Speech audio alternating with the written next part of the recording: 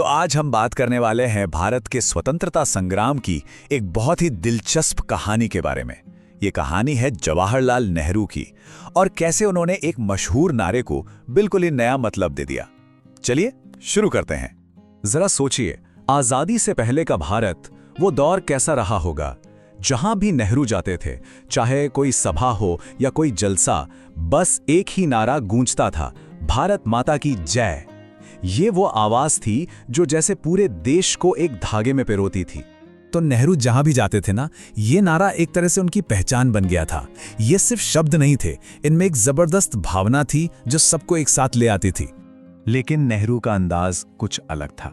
वो सिर्फ इस नारे को सुनते नहीं थे, बल्कि भीड़ के इस जोश को एक नई दिशा देना चाहते थे। वो लोगों से ही पूछ बैठते थे कि भाई इस नारे का मतलब क्या है, और यहीं से एक बहुत ही अनोखी बातचीत शुरू होती थी। और यहीं से कहानी में एक बहुत मजेदार मोड़ आता है।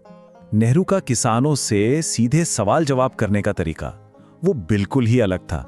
वो अचानक से उस जोश से भरी भीड़ से पूछ लेते, अच्छा ये बताइए, ये भारत माता कौन है जिनकी आप जय चाहते हैं? अब सोचिए, ये सवाल सुनते ही एकदम सन्नाटा छा जाता होगा। लोग हैरान होकर एक दूसरे का मुंह ताकने लगते। और फिर भीड़ में से कोई एक जवाब देने की हिम्मत करता। नेहरू जी ने अपनी किताब में लिखा भी है कि अक्सर एक हट्टे कट्टे जाट किसान जो पीढ़ियों से जमीन से जुड़े थे, वो जवाब देने के लिए आगे आते। तो चलिए देखते हैं कि किसानों के लिए भारत माता का मतलब क्या था, वो क्या सोचते थे इसके बारे में। यहां पे ना सोच का फर्क एकदम साफ दिखता है। किसान का जवाब होता, भारत माता का मतलब है हमारी धरती, हिंदुस्तान की मिट्टी। तो नेहरू पलटकर पूछते, कौन सी धरती? सिर्फ तुम्हारे गांव की, या तुम्हारे सूबे की, या फिर पूरे हिंदुस्तान की? और बस ये सवाल जवाब का सिलसिला ऐसे ही चलता रहता। फिर नेहरू उन्हें समझाते थे कि देखो, जो तुम्हारी अपनी छोटी छोटी परेशानियां हैं ना, वो असल में पूरे देश की समस्याएं हैं। चाहे वो गरीबी हो, कर्ज का बोझ हो, या फिर जमींदारों और पुलिस का जुल्म। खैबर से लेकर कन्याकुमारी तक हर किसान की कहानी लगभग एक ही जैसी थी। और बात सिर्फ यहीं तक नहीं रुकती थी। नेहरू किसानों की सोच का दायरा और भी बड़ा करते थे। वो उन्हें बताते थे कि देखो, कैसे चीन में, स्पेन में और दुनिया के दूसरे कोनों में भी लोग अपने हक के लिए लड़ रहे हैं। कैसे सोवियत यूनियन और अमेरिका में नए नए बदलाव आ रहे हैं।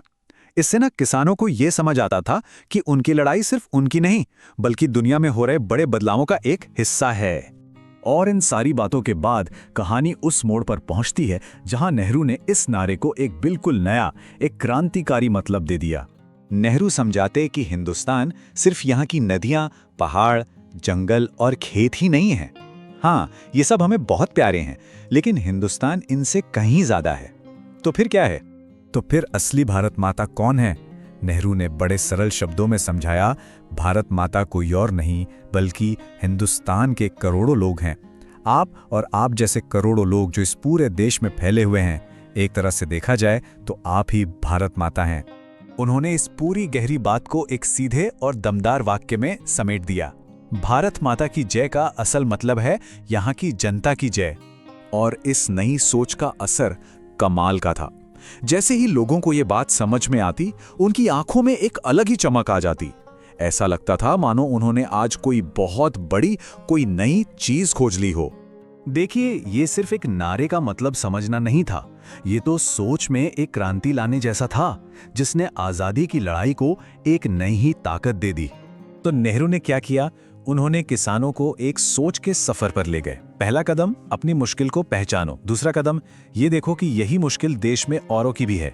और तीसरा, सबसे जरूरी कदम, ये समझो कि तुम सब मिलके ही भारत माता हो। इससे हुआ ये कि उनमें एक गजब का आत्मविश्वास और एकता की भावना जाग उठी।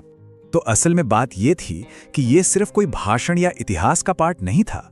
ये तो लोगों को ताकत देने का, उन्हें एक करने का एक बहुत ही असरदार मनोवैज्ञानिक तरीका था। नेहरू ने लोगों को ये एहसास दिलाया कि ये देश उनसे है और वही इस देश के मालिक हैं। ये कहानी आज भी हमें सोचने पर मजबूर करती है। अगर भारत माता यहाँ के लोग हैं, तो आज के समय में इस देश का हिस्सा होने का, यहाँ का नागरिक होने का क्या मतलब है? इस सवाल पर जरूर गौर कीजिएगा।